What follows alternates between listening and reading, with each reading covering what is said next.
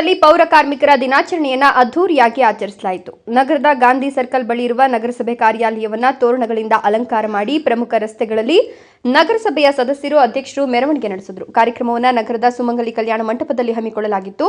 ಕಾರ್ಯಕ್ರಮದಲ್ಲಿ ಶಾಸಕ ಪುಟ್ಟಸ್ವಾಮಿಗೌಡ ಮಾತನಾಡಿ, ಪೌರ ಕಾರ್ಮಿಕರು ನಿಷ್ಪಕ್ಷಪಾತವಾಗಿ ದಿನನಿತ್ಯದ ಸ್ವಚ್ಛತೆ ಕಾರ್ಯ ಮಾಡುತ್ತಾರೆ. ಅವರ ಸೇವಾ ಕಾರ್ಯ ಅಭಿನಂದನೀಯ ಅಂತ ಹೇಳಿದರು.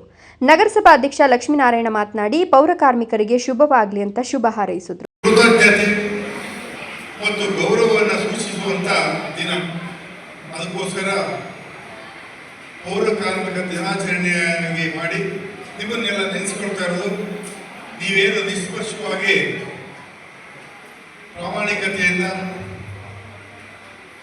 ದಿನನಿತ್ಯದ ಕಾಯಕದಂತೆ ನೀವು ಕರ್ತವ್ಯವನ್ನು ನಿರ್ವಹಿಸಿ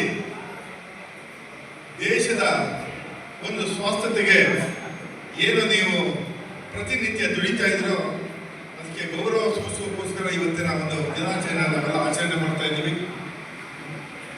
ನಿಮ್ಮ ಸೇವೆ ಅತ್ಯಂತ ಅನನ್ಯ ಅನ್ನೋದು ನಮಗೆಲ್ಲ ಗೊತ್ತೇ ಇದೆ. ಸೇವೆಯಲ್ಲಿ ಅನೇಕ ವಿಧಗಳಿರ್ಬೋದು. ಆಫೀಸ್ನಲ್ಲಿ ಕೆಲಸ ಮಾಡುವಂಥ ಅಫಿಷಿಯಲ್ಗಳು ಕ್ಲರ್ಕ್ ಆಗಿ ಆಫೀಸಲ್ಲಿ ಕೆಲಸ ಮಾಡ್ಬೋದು, ಅಥವಾ ಇಂಜಿನಿಯರ್ ಆಗಿ, ಡಾಕ್ಟರ್ ಆಗಿ ಜನಕ್ಕೆ ಸರ್ವಿಸ್ ಕೊಡ್ಬೋದು.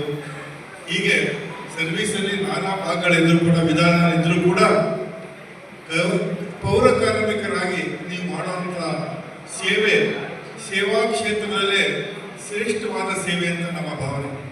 ನಿಮ್ಮ ಸೇವೆಗೆ ಯಾವುದೂ ಕೂಡ ಮಂಜುನಾಥ್, ಗೌರಿಬಿದನೂರು, ರಾಯಲ್ಸ್ ಕನ್ನಡ.